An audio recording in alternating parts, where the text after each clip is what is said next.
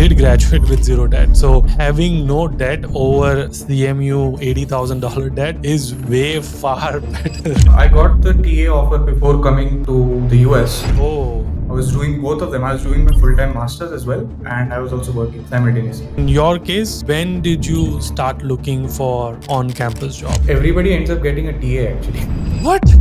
Eventually, at least one semester, everybody will get a TA. So in your case, pretty much all the students ended up having an internship. Luck also plays some part here. So the cybersecurity program from Georgia Tech is pretty well known among like the industry as well. So sometimes they might just only hire from Georgia Tech cybersecurity students or CMU cybersecurity. You will have to cold email. You will have to expect that people will not reply back to you. Or if you apply to like 1,000 jobs, you might just get a call from one job. Before we dive into all the strategies and stories that we're going to discuss in this podcast, let me ask you this. Do you have a clear job hunting strategy to get an internship or full-time job? Most people don't, and it's costing them opportunities. I've helped over 1,100 students with their strategies through my ultimate job hunting course. And trust me, I'm not even kidding. I could see so many recruiters viewing my profile. And it's been the best investment I've ever made. The content is incredibly practical, filled with tips and strategies that make you stand out to recruiters. It was one of the best courses that I have done till date. This course covers everything that you need to stand out. You will get ultimate resume course, you will get ultimate LinkedIn course, networking strategy, access to 1,100 plus job seekers for support, and personal support from me through WhatsApp group. I will walk you through every single step that you need with real examples and the tools that will give you an edge. I don't want you to miss any other opportunity to land your next job or an internship. So check the link in the description. And now I will let you enjoy the podcast. Thank you, Chaitanya, for doing this. I am excited to share your journey. But before we even like deep dive into, could you like introduce yourself? Like, where are you from? What did you do? And what are you doing right now? Sure. Yeah. So I'm Chaitanya. I'm originally from Pune. I did my bachelor's from Pune University in computer engineering, then moved to Georgia Tech for my master's. So I was in Atlanta for about 1.5 years, and then I moved to Austin. And currently, I work at Block. So for those who are not aware of Block, this is the company that is the parent of Square or Cash App, if you're aware of these softwares in the US. So I worked as a software security engineer at Block, currently based out of Austin. And luckily, I'm grateful to have a remote job, so I enjoy the luxuries of working from home, as well as uh, having a really good work-life balance. Amazing. Yeah, we'll get into it. Again, we're going to split the podcast. Today, we're going to talk about your Georgia Tech and study abroad and masters in cybersecurity journey. And then we'll do a separate podcast on job hunting and how did you get into cybersecurity, job market for it, and all of it. You mentioned Pune University and Georgia Tech. Was there a work experience in between, or you came straight out of college? So my original plan was to come directly. So I had applied for the masters for actually fall 2020. But then, as we know, the pandemic happened, and there were actually no like it was very hard to come to the US, and even our bachelor's like final exams were postponed. So I was not graduated, and therefore there was no point in coming in fall 2020. So I decided to defer my admit to spring of 2021. I had two options, either to do spring of 21 or fall 21. But I decided to do spring of 21, and worked at a startup for about 6 months. So this was basically the company that I was working with as a part of my B project. So they just like I asked them if they're okay with me working with them for some amount of time, and then I worked with them for about 6 months, and then I started my masters remotely because in spring also I was not able to get visa appointments, Yeah. so was still stuck, and so decided to like rather not delay it even more, and decided to do it from India itself. I mean, there are multiple reasons behind this. Firstly, like I didn't think it was ideal to go there if all of the classes were online anyway. Mm. So it didn't make sense. And I mean, I would have just wasted resources going there. And especially, I was more concerned about doing nothing in the summer because I couldn't do my CPT in summer because you have to be in the US for 9 months to be Yeah. eligible for that. So my summer would have been completely wasted. So instead of like just wasting resources in going there, I decided to stick with my master's plan from India.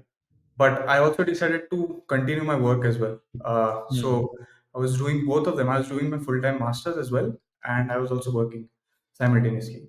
And Mm. so I also spent my summer working for that company. And once everything sorted out, I decided to come in fall. So I actually have a year long experience, if you think about it. Before coming to United States, yeah. And I could Got it. actually use that. I was able to use that experience to, get like hired as a not as an entry level person, but a bit senior than that. Yeah, like a mid-senior level role. So Nice. yeah. Okay. What about your, so that's, so you did bachelor's and then roughly 6 months of internship. And again, I'm taking you back in the journey so that people understand what kind of profile you had before getting all your admits. So roughly 6 months of experience, which was your project based. And then what was your GRE TOEFL? Did you do any of those or were they waived off at that time? No, they were not waived off. I did give my GRE and TOEFL as well. Scores were nothing great. Like it was around in the 320 ballpark area. I don't exactly remember right now, but it's around 320 I had. And TOEFL was pretty standard, I believe, like 105, 106 or something. Okay. I was actually a bit worried about this because looking at the scores from Georgia Tech, I was a bit concerned whether Yeah. would be enough or not.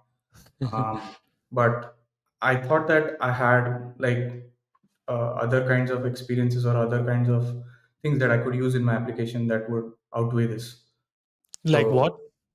so, How? like for example, I had worked with the professor on like a research internship. I had like three publications before applying for my program. I had like a couple of internships as well during my bachelor's.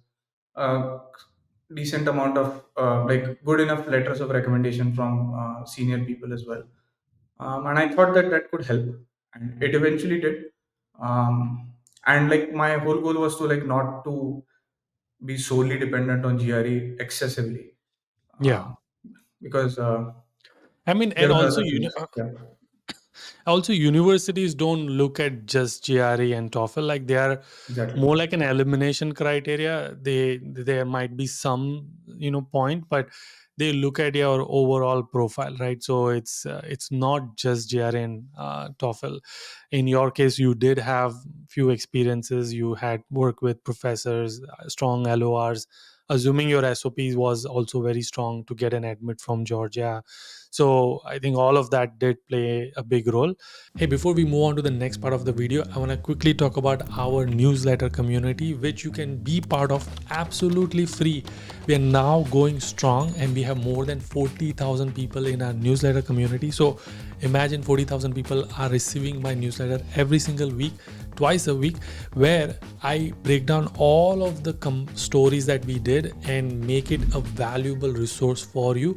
So if you're someone who doesn't have time to watch this and you just want to get an email with all of the resources into an email, that is the place to be. I'll put the link in the description. I'll give you some example. This is the one for Tanvi, where how she got 2 co-ops and she paid off her entire master's fees. This is an example of Maya, where she got 3 co-ops and she paid off her fees plus a little bit of savings. Here is an example of Sahil, who got his green card in 3 years. Here is an example where we shared bunch of resources on job hunting. So I promise this is going to be valuable resource for you, and it doesn't cost you anything. If you want to be part of our newsletter community, link will be in the description, or you can go to link.yudij.com/newsletter. This is the URL. And now I'll let you enjoy the video. Where I want to go next is, so was, did you like always had this thought that you want to do masters, or did that become a thought like in your third year, fourth year?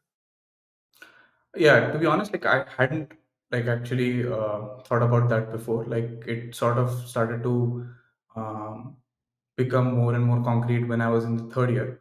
Hmm. It was, I'd say, more of looking at other people applying and then me deciding that yeah, what like why not like just try it out as well? Because I mean, I hadn't honestly figured out what I was going to do after my bachelor's. Mm. It was like probably just either work in India somewhere or yeah, I mean, go for your masters. Interesting. So then how did masters in cybersecurity came in the picture?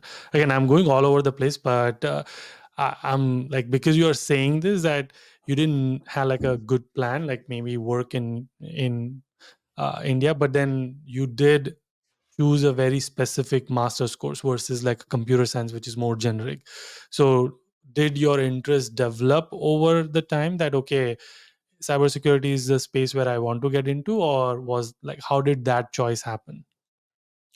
Yeah, so this was like during my bachelor's, I did a lot of like projects around that.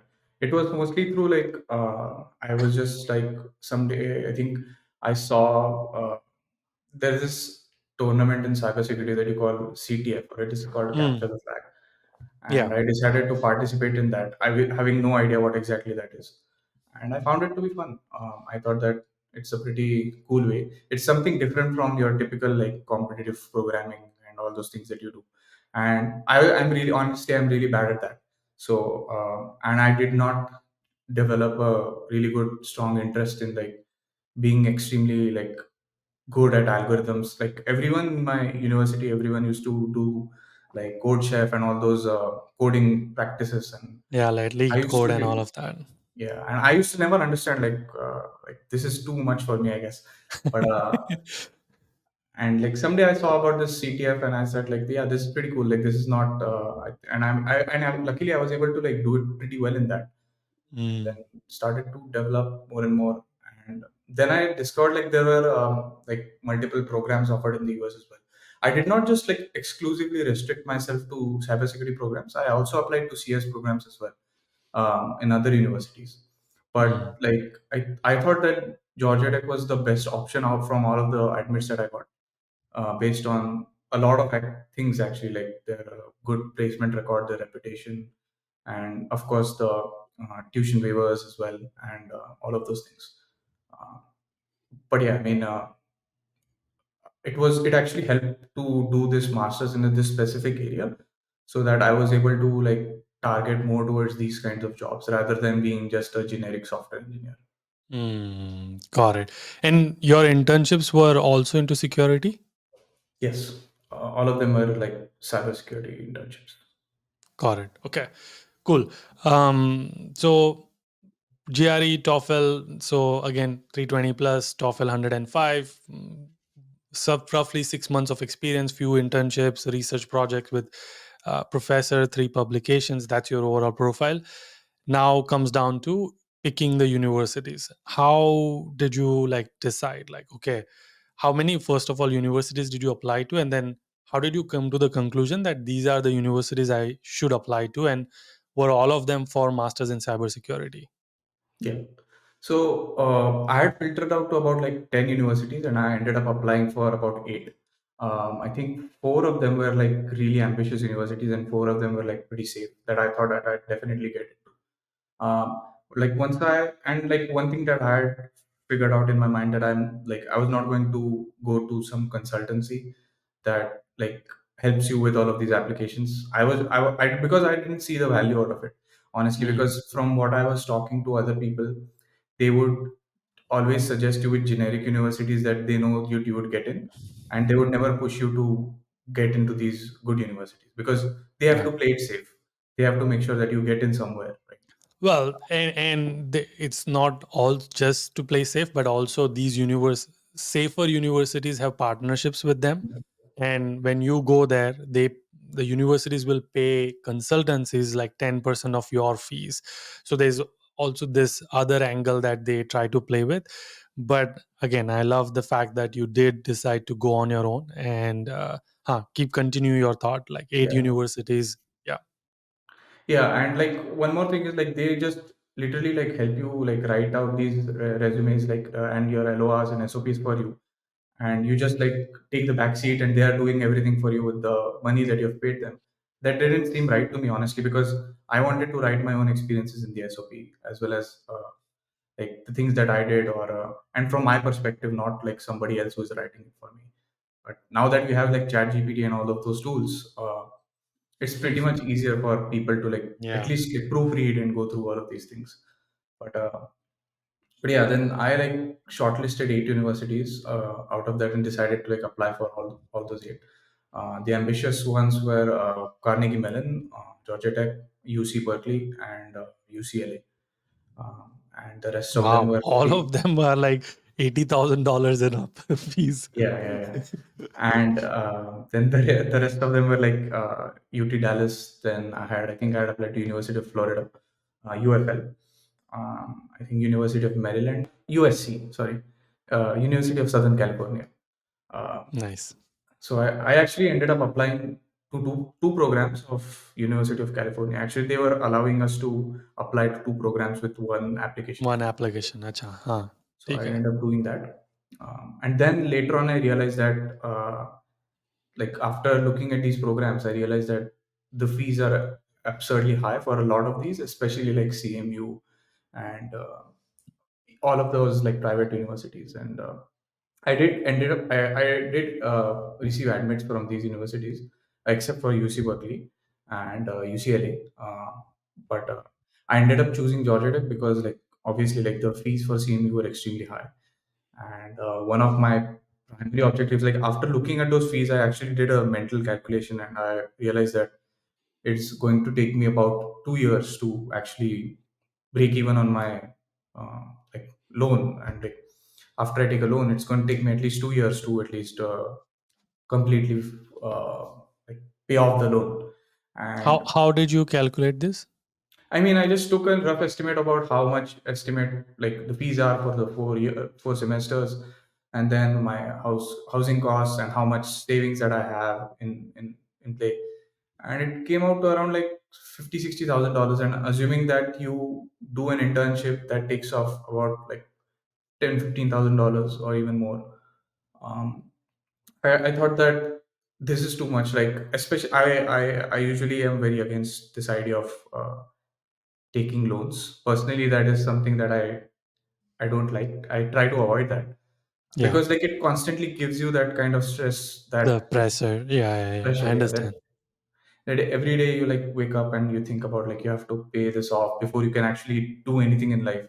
That is the first thing Mm, that comes in your mind. Like mm, even if tomorrow I want to start a company, I can't because I have to pay off this. I have to work in a company like to at least get that amount of money. Or even if like something happens and I have to go back, what is going to happen after that? It'll going to be really hard to pay it off from India, based on whatever salary you earn in India. So I usually wanted to avoid that, and then eventually I saw that Georgia Tech had this amazing program, like where if you are a teaching assistant, you basically do not have to pay tuition fees, and you get stipend as well to cover your costs. This was pretty much similar to like a PhD program where like everything is paid up by the university, and I thought that yeah, this is a no-brainer if I am able to secure a TA. So just based off that, I decided to go with Georgia Tech. Like, I mean, I thought that yes, I mean CMU is a way like slightly higher ranked than Georgia Tech. If you look at somebody's profile and if you see he's from like CMU, then that sort of pretty much stands shoulder to shoulder with someone from like Harvard or MIT. Um, I wouldn't say like exactly at those levels, but it's pretty good if you have like mm, CMU on your mm, profile. mm, But then I thought that there are like other parts, like apart from the that is like the costs, those outweighed that my decision, and I decided to stick with Georgia Tech. And I thought that probably I might not get those many offers as I might get as a CMU grad than a Georgia Tech grad, but I think it was worth it to take this decision. 100%. I mean, like again, I know this part is gonna come later on, but you did. So you basically went with the risk that and a gamble that okay, I'm gonna choose Georgia Tech over CMU with the this hope that okay, I might get a TA, and because if I get a TA, then I'll basically graduate debt free. I'll have zero debt, and you did end up getting that, and you did have the TA for 3 semesters, and you you did graduate with zero debt. So uh, having no debt over CMU $80,000 debt is way far better. Yeah, I would say. So it's a great feeling. I just know that. yeah, I agree. And like basically it actually helped me focus on other things like securing a job or like preparing for my job even in a better way, I'd say. And it also enabled me to like, explore like different parts of America, like freely travel to these places and like get to experience Yeah. those things because I don't have to worry about this like saving costs or cutting costs or like maybe staying in a shared apartment or something like that. So Yeah, 100%. Yeah, we'll get to that. But obviously now audience have this bigger perspective that you did graduate debt free. So let's go to how did you first, in the first place, even thought about Georgia Tech? Like, why did you think that masters in cybersecurity is good at Georgia Tech? Like, what was the research part that took place? Is what I want to do is I want students to kind of walk them through. Here's what I did in terms of my research, which consultancies would have done it for you, but here's what I did, and this is how I got to, like, okay, I'm going to apply to Georgia Tech masters in cybersecurity. So yeah, I mean, I used to like I just firstly took a list of what were the like top 50 universities in the US. Then I started looking at you just go to their university website and you start looking at go to their section where they talk about like some of the cybersecurity or like any kind of domain you're looking into, and then just start looking at what research the faculty has done or how qualified the faculty is, how good the faculty is, what kind of papers they have written, how many citations these professors have, how good they are. And I started going like I also was in the back of my mind. I was also conservatively also thinking about which universities I might not also get in. Like if you looked at my profile, definitely like I'm not getting into MIT. So yeah, cut that off. Then Harvard, cut that off because Harvard is also like very expensive, like too expensive. And like based on my profile at that time, I was sure that yes, this is not going to work. Then slowly and steadily, I came to Georgia Tech. I saw that there was really good research that professors were doing, like superb papers that those were publishing, and there were like actually really good professors who graduated from the top universities like MIT, Harvard, and they were like veterans in security. Like they had thousands and thousands of citations on their articles, and they had these really good coursework designed for students. And I started then digging around about what kind of courses are offered there, and then I saw that this is like exactly what I want to learn as a graduate level course. Because what I see is that when you do your masters in computer science, a lot of those concepts are already learned in your bachelor's. So sometimes it happens that if you're not targeting a niche area, it's pretty much repetitive. That whatever you have learned in your bachelor's, you just learn it in a different way, like the American style of teaching, and with all of the great resources that these universities have. That's it. But when I saw this, like these were like truly graduate level courses that I would truly learn something new about, and they definitely were because I learned a lot of new things in cybersecurity through these courses. So these were, I would definitely say that these courses were not something that I had already done in the past or I knew something about. Mhm. And every Mhm. course was different, and I learned a lot. I learned a lot, and that is how I basically just went. My strategy was just to go to the website, see what research professors have done, how good are the professors, what is the curriculum that they offer, and in general, just see the profiles of students who have graduated from there, what kind of internships they have gotten. So it was And how did extensive. you, sorry, like the last point is also very, very important. How did you get to the students part? Like purely just LinkedIn, or did you use something else? Yeah, just LinkedIn, like just LinkedIn, go on LinkedIn, just type Georgia Tech and see the amount of students who have graduated. Like use the filtering criteria and see the students, see like the profiles and what kind of internships they have got. And also, like Georgia Tech also publishes some statistics about the placement records. Uh, so, like all of this data is pretty much available on the internet, I'd say. It's Yeah, just you that just you have have to to look take the for it. effort. Yeah, you Yeah, have to yeah, of take the course. effort. Yeah. Okay. So you that's how you filtered down, and you filtered down 8 universities. You did not get UCLA and UC Berkeley. Rest you got all of them. You chose Georgia Tech based on an assumption that look, it's gonna be $60,000 to $80,000 total cost, but I am going to be able to recover this if I end up getting a TA and basically graduate debt free. You also looked at the coursework and felt like, okay, this is something I am interested, and you went for it. Is that Yeah. like this basically summarizes your nice? Okay. Now already started your spring semester in India, and then you went, I'm assuming, for visa interview at some point in summer and went for fall. How was the interview process, like F1 visa interview process for you? It was pretty straightforward. Like, they didn't like ask a lot of questions. It was pretty chilled out. Like probably one or two questions, and it was done. Like Nice. easy. Okay. Easy. Cool. Great. Interview done, visa done. You're on the flight. Did you fly from Mumbai? I'm assuming from Mumbai to. Yeah, I had to take a direct flight because at that time layovers were not permitted for like because of the time in COVID was still going on. So I had to take a Mm. direct flight to US, So was that from Mumbai, Mumbai to like Chicago Newark, or Newark. Newark? Okay, and then from there, that is where your port of entry happened. Correct, correct. Okay, how was that? Like, was there anything crazy over there, or you just like went through quickly?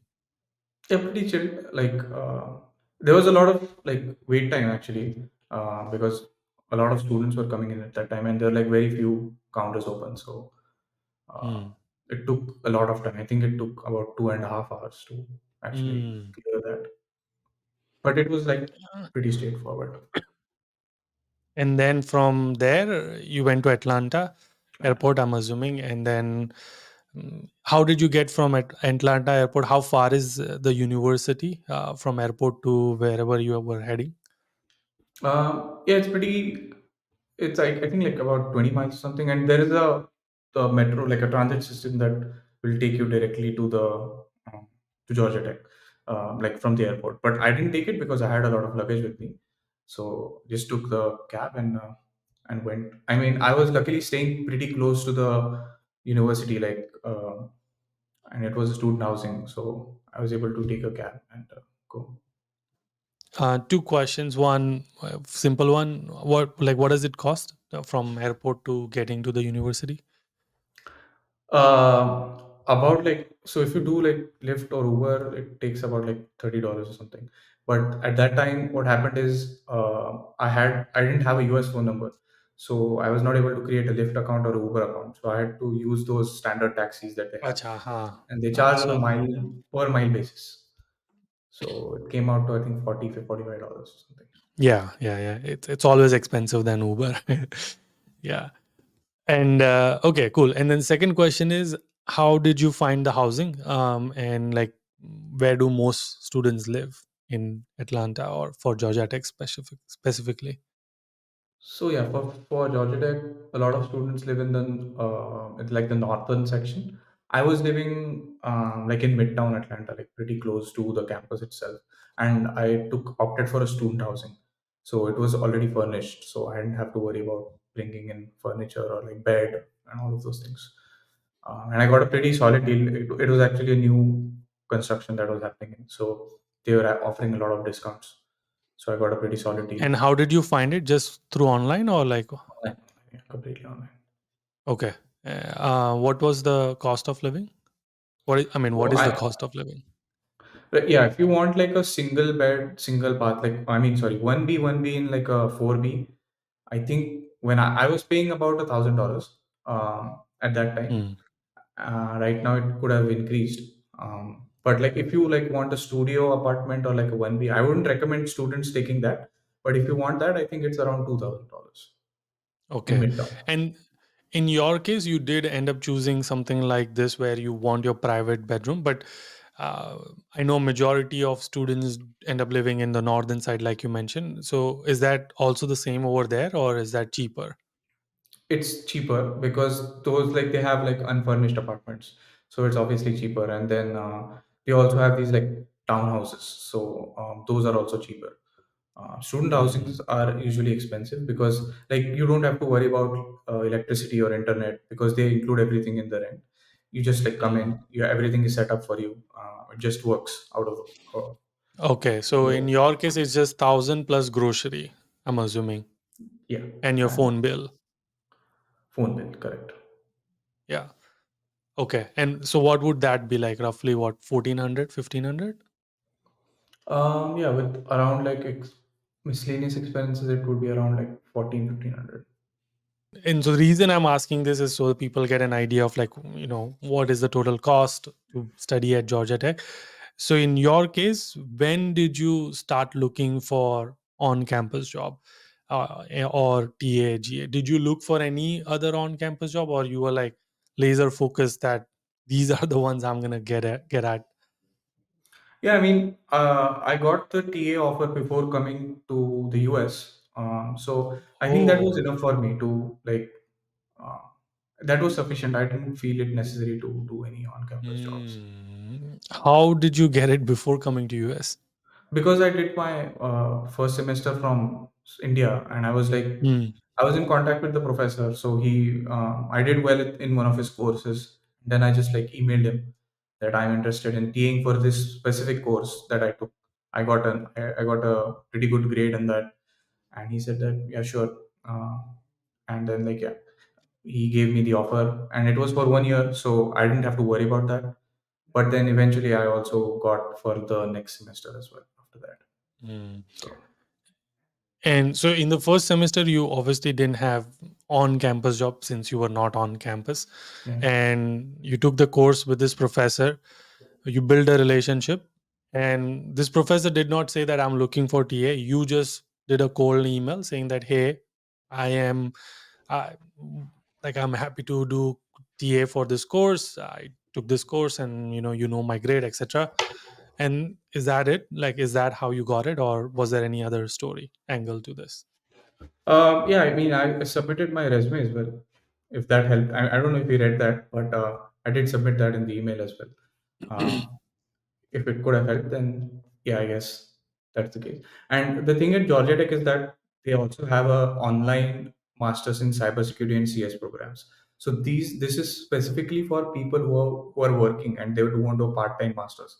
And this is completely online. So they have like about 10,000 students in the CS program and about like 5,000 students for the cybersecurity program. So they need a lot of TAs. They need about Hmm. like one TA for 20 students. So there are a lot of openings for TAs specifically for cybersecurity students because the program itself is very small and the Hmm. demand is extremely high. So you will either get for an on-campus on-campus offering TA like for a course that is happening on campus, or it will be for the OMS program. And both have the same benefits. The curriculum is exactly the same. It's everything is same, but one is just completely online. You don't even have to come to the university, and the fees are No, no, significantly lesser sorry. than I meant the employer benefits. Like employee benefits is the same yeah, same, if you same, are same. TA for OMS. Okay, Yes, same, same. Yeah. got it. Uh, And so, what are the benefits? Is it like tuition fee waiver, health insurance, or do you have to pay your own insurance? No, yeah, they give you health insurance. I think you have to pay about like $1,000 for the whole semester, and that is like the administrative fees. Hmm. So something for like using the gym or all of the resources that the university have, like the bus services. And I think that those are the only fees that you have to pay. It's about $1,000 or something. And you have the Hmm. option to also pay it from your paycheck. So you can, if you don't want to pay it upfront itself, you can also opt for that option. Like you can pay it from your paycheck, basically. And then you get monthly stipend, or is it semester based stipend? It's a monthly stipend. What's the stipend for TAs? It depends actually on what, like with whom you're doing that, because every professor has a different funding for this. Hmm. And it also depends on what level of TAing you are doing. So if you are like a head TA, you will be paid more because you are also managing the TAs as well as you are doing the grading and assignment stuff. And it also depends on whom you're working with. Like, but on an average, is it like, what is it, like Uh, $1,500, Fifteen, $2,000? $1,600. Sometimes also 2,000, 2,200, 2,400. Okay, so it easily covers your cost of living. At least it covers basic cost of living, that rent and some utilities. Yeah, more than enough. I think it's more than enough. I used to still save money after that. Yeah, So yeah. And then does Georgia Tech, like in your case, you also had internship. Did you had internship? Sorry, I yeah, didn't I, ask that. yeah, I did my internship at Facebook as a engineering intern. Oh, So nice. So you made a lot of money over there as well. Just kidding. yeah, so I was in Seattle. Yeah, it was an on-site internship. Yeah, Seattle. Okay, so that's better. You saved money on taxes as well. taxes as well. Nice, good. So okay, so obviously Facebook money plus stipend, you definitely were able to pay off or not have any debt and have some, maybe some bit of savings before you graduated. Yeah, yeah, Is that fair to say? Okay, cool. yeah. Um, so now I want to switch gears to since we covered like on-campus thing, are there other on-campus jobs other than TAs? Yeah, there are like you have those like working at the dining or maybe in the library, all those kind of jobs you do have. But there's like extremely like a lot of competition in that, and since those are like basically jobs where there's no like interview or like any kind of profile assessment as such, it is primarily based on luck, I believe. Is Luck, referrals, first come, first kind of serve. first come first serve, yeah. So I didn't want to doing like spend time doing that. So I decided to stick with the TA option, and Hmm. it worked out well. Because like for if you're doing these part time jobs, it'll only give you that hourly wage. It will not cover your tuition fees. Of course, yeah, yeah. Does everybody end up getting a on-campus job on Georgia Tech? Everybody ends up getting a TA actually. So eventually, at What? least one semester, everybody will get a TA. At least for the cybersecurity and CS program also, I believe. Wow, that is huge. Yeah. What's the batch size? For CS, I think it's about 300 people, and for cybersecurity is about like 60, 70 people, I believe. Hmm. Got it. Okay. Great. So on campus is not a issue. Yes, the cost is obviously expensive, 65,000. Sounds like 65,000 ish, roughly over there. When you landed, like, was there anything you like expected and like was completely different? Like, did you have any, not necessarily culture shocks, because I'm assuming at this point nobody usually have culture shocks, but you find something like, wow, I did not think about this, or this is interesting, or this was different than I thought.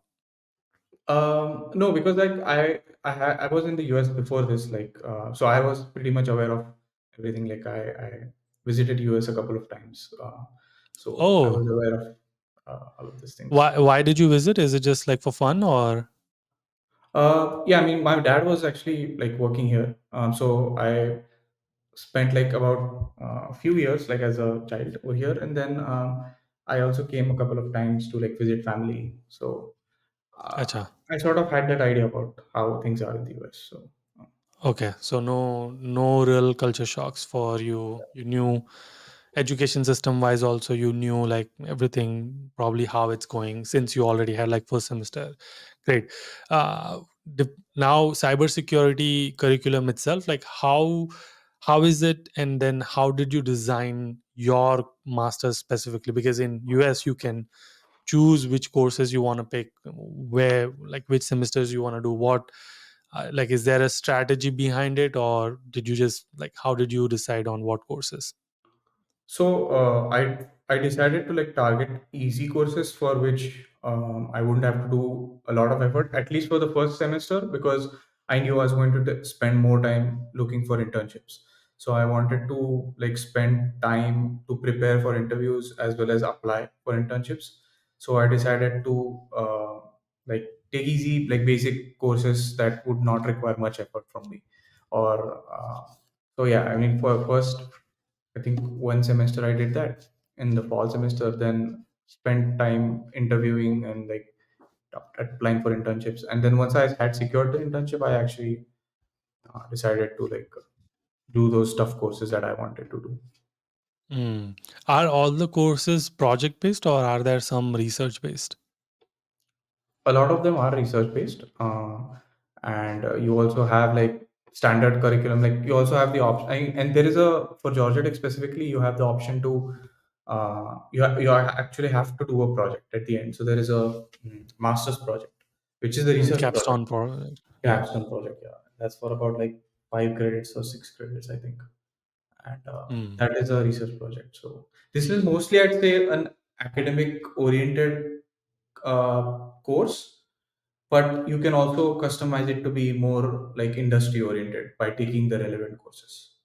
Mm. Did you do that or did you focus on research part? Mostly I took the research courses. All of my courses were research courses. Is there a reason why, or you didn't like? Well, like, what was the uh, thought process? I was actually, my plan was to actually convert to a PhD. I wanted to like pursue my PhD after this. And the one thing, like a benefit from Georgia Tech was that if you are already doing a master's program, you don't have to reapply. They'll just directly convert you to a PhD, and you already get those 2 years from your master's, and you just have to spend the rest of the, I think, 3 or 4 years, and you'll get your PhD. So you don't have to start from scratch again. You can use your master's coursework to that, and you'll also get your master's degree as well as your PhD degree. But Mm. then plans changed. Like I decided not to do a PhD. Facebook changed you. No, actually, Facebook does not change me. It was, I realized that it is a lot of like you have to invest a lot of time, and like if you think about it, like I would still be doing my PhD about for like the next 4 or 5 years after this, and I actually was more interested in like professional stuff. Like later on, I realized that maybe research is not something for me, at least. Uh, Mm.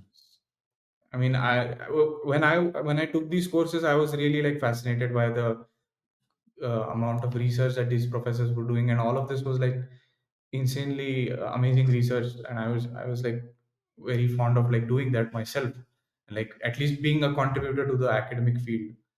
But later on, I realized that yeah, I mean, I have to invest 4 or 5 years more after this, and that is a big step. That is a big milestone, and you have to sacrifice a lot of things in life just to do that. I mean, it is in the end you can say it may be worth it, but I thought that maybe just go the professional route Yeah, yeah. I because mean, of course, it's okay to change paths. Like, obviously, as every single day you learn something new, and every single day things will like you will grow from your older decisions, and you're like, oh, that's not what I knew then, and today I know something new, so I need to make pivot to whatever decisions you need. Great. Okay. And then back to TA for a second. Is there did is everyone this applying the same strategy? They take the course and then they ask professors through cold email. Is that pretty much the standard way to getting it, or is there a different way? yeah, and like a new advantage, like once you are in Georgia Tech, is you can obviously like physically go and see the professor and tell him. That is more effective because like sometimes they get so many emails that they might not even read your email. So you can just go after a class and ask the professor that hey, I'm interested in doing that, and then he can like he can get back to you on that. And like that's how basically everyone in my program, almost everyone got a TA eventually. And there were like a lot of students who like just like me were able to do their entire masters without paying anything. So Hmm. it was pretty common for my program specifically, and for the CS program also, a lot of students never ended up paying the full amount. Yeah, yeah. I know Georgia Tech does have the reputation of getting TAs and at least getting their tuition fees waived off for a semester or 2 semesters. So it is pretty common. Once you reach out to the professor, is there an interview process, or is it pretty much on how you have interacted with professors and the grades just get you the job? It depends. Like some professors might ask for an interview, some might give you like a small task to do, and they'll evaluate how you've done that task. Like for example, a small research project they'll give you, and then if you do it right, then they'll take you. But like some of them are just fine. Like specifically for TAs, they are not like very picky about who to like give that. If you're like a good student, you did well in their course, they'll like if you get an A or something, then yeah, they'll give it to you. But like for research assistantships, they'll ask for an interview or like your research background or things like that. Hmm. Got it. Okay. Cool. Moving on to internships. So obviously you had one. We will do a separate video on how did you get it and when did you apply and how and all of that part. But how many students end up actually getting like for cybersecurity? Like in your batch, did everyone end up getting an internship? And again, remind the time. It's like 2021 is when you had it. Yeah, that was Yeah. actually the best time. So everyone got offers. Everyone got multiple offers. So we had a lot of freedom to choose which company we want. But then after that, it became really pretty Hmm. bad. But yeah, that was a really good time to be in the job market. Right. Okay. So in your case, pretty much all the students ended up having an internship. Yeah, and everyone got it like really good companies. So uh, Nice. And is it the name Georgia Tech that is getting the internship, or is it the strategies and application process and different things? sometimes the name does help. Like I have seen cases where some companies like the cybersecurity program from Georgia Tech is pretty well known among like the industry as well. So sometimes they might just only hire from Georgia Tech cybersecurity students or CMU cybersecurity students. Hmm. They will only consider these two universities because they are aware of the programs, like how good the program is. So yeah, I think the name helps sometimes, but like Hmm. not for a lot of like big tech. I have seen that it does help, but I mean, there is also evidence of big tech hiring from all kinds of universities. So I don't think the university matters that much for big tech unless it's like Harvard or MIT or something. Then yeah, they'll just pick you 100%. I feel. Yeah. So I think we are like almost at the end. Let's say, your junior is reaching out to you or your cousin is reaching out to your family friend asking you, hey, should I go to Georgia Tech for cybersecurity? Is the answer going to be yes? Yeah, 100%. Like, I mean, it's a no-brainer. Like at this point, if you get an admit, assuming you don't have any other better option, then yeah, of course, just go for Georgia Tech. I mean, What the would be other better program. option? I'd say like for example, if you have like an admit from UC Berkeley or maybe I don't know like Stanford or something, then yeah, I mean that is in a different league, I'd say. So Yeah. definitely go for that because these universities do just stand out on your resume. Like if somebody is from Stanford, then yes, like he's definitely going to get those calls for his Mm, job application. nice. Yeah. What are some of the hard or harsh truth that international students should know before coming to United States? Doesn't have to be Georgia Tech specific, but just in general, like now that you've gone through the student life, you're working, what would be like some of the things that, okay, these are the things or patterns I've seen, people should come prepare for these things? Yeah, I think a few of them are that like you have to ask for everything. Nobody's just going to hand out stuff to you. You will have to cold email. You will have to expect that people not will not reply back to you. Or if you apply to like 1,000 jobs, you might just get a call from one job. I mean that was the case that was actually true once the job market started to like Mm, decline is yeah. you had to be patient, you had to be strong because you had to like you have to expect that you'll be applying to about like 3 4 thousand jobs and then you'll probably get one offer out of that because it was that bad honestly. Hmm. And you have to ask for everything, like even if it's like the TA, they are not just going to announce that we are looking for TAs. You will have to continuously keep up with them, like, hey, are you looking for it now, are you looking for it now?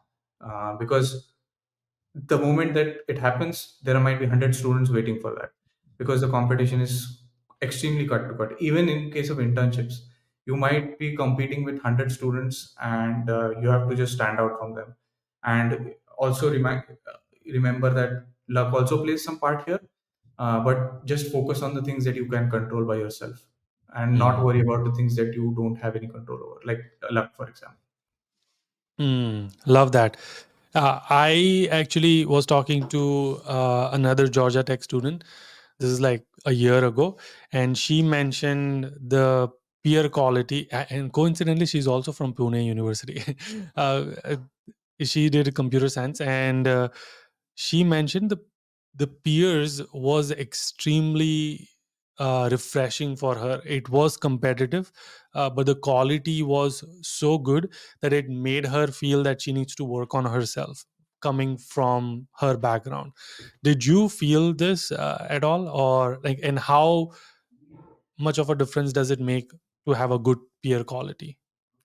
Yeah, definitely it did. Like everyone was super ambitious, so everyone wanted to get the best offer out there, and everyone was fighting for that.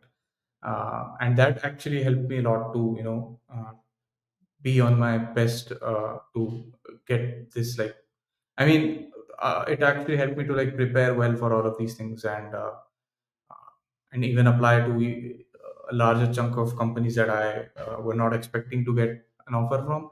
Like just continue to apply, and yeah, I think it definitely did push me to be the best version out of me. Mm.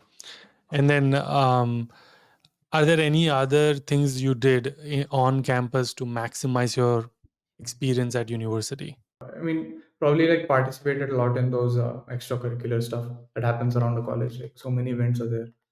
Just like not just study every day, but just like take the hang of it. Like do all of these other things as well.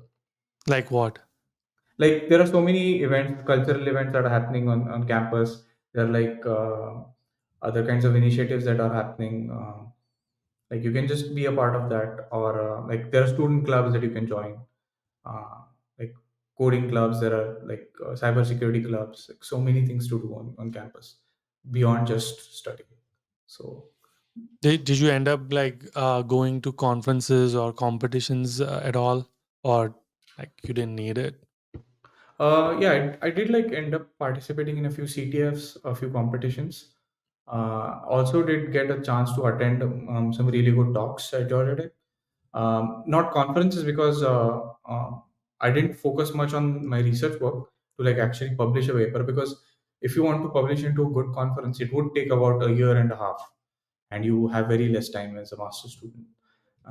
So uh, it takes time to actually publish a paper in a really good conference. So didn't get much time to actually do that because there are so many other things on my plate. So, Yeah, yeah. but And tried I my don't best to mean be like available. necessarily research competition conferences. I also meant like industry conferences, right? Like there are a lot of security conferences that people go to, and usually it's to for networking and getting a job, essentially. So Yeah, I did attend a couple of security conferences as well, mostly within Georgia Tech itself, or like some things that were happening within the community itself.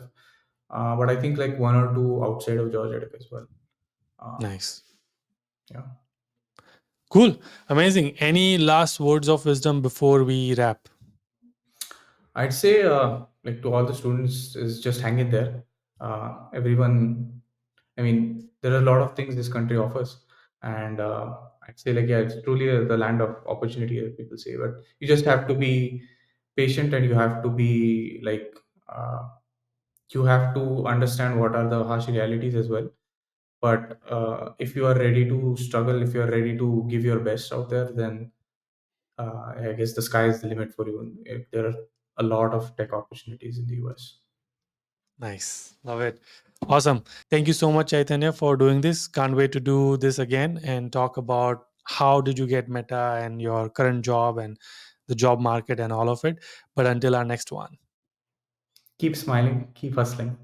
Nice.